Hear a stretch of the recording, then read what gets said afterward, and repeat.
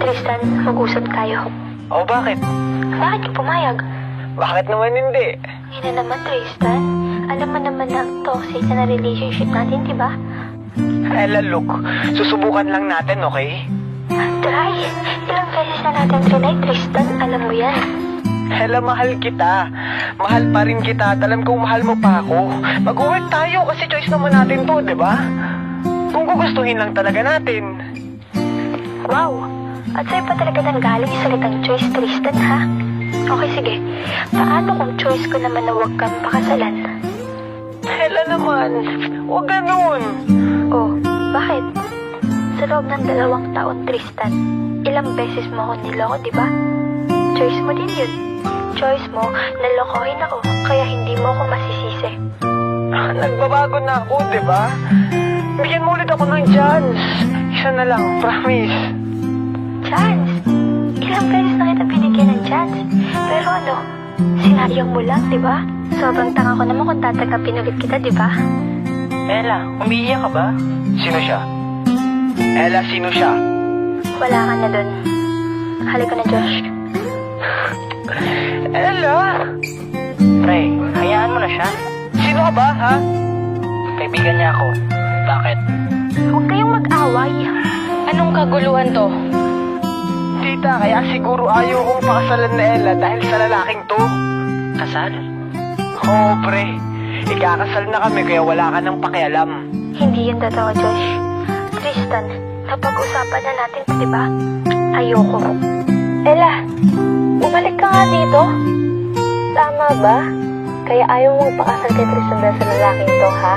Of course not. Walang kinalaman si Josh dito. Kung wala pala, edi magpakasal ka kay Tristan.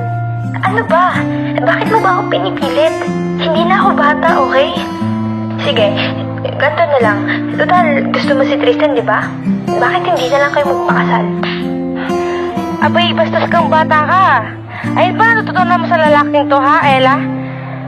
Sa ayaw at sa gusto mo, magpapakasal kayo ni Tristan, okay? Tita, bakit niyo po ba pinipilit si Ella na ipakasal kay Tristan? Ayaw niya nga po. Ano bang paki mo? Kaibigan ka lang naman. At ex ka lang. Pwede bang tumigil kayong dalawa? Anak lang kita. At ako ang nanay mo. Kaya ako masusunod, okay? Yun na nga, May. Nanay lang kita at hindi sa lahat ng oras ikaw yung masusunod. Teka, alam mo ba pala ako? Kasi hindi ko nadama eh. Simula nung nawala si Kuya, puro ka na lang Tristan. Uulitin ko lang, ma, ha? Matagal nang patay si Kuya.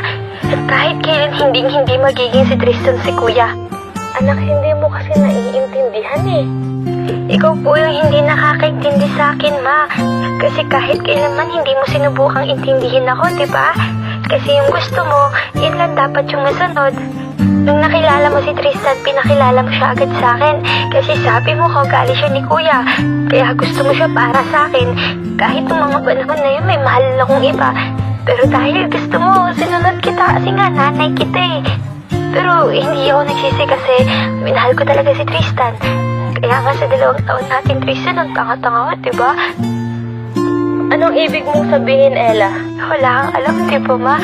Kasi kahit kailanman hindi mo ako tinanong kung kamusta na ba ako, kung masaya ba ako kay Tristan. Buti ba nga si Tristan, kinakamusta mo eh. Kaya nga tinatanong ko sa sarili ko, anak mo ba talaga ako? Kasi parang mas anak mo pa si Tristan kaysa sa akin eh. Anak, hindi totoo yan. Mahal kita kasi anak kita eh. Kaya nga ginagawa ko to para sa'yo. Kasi mahal kita.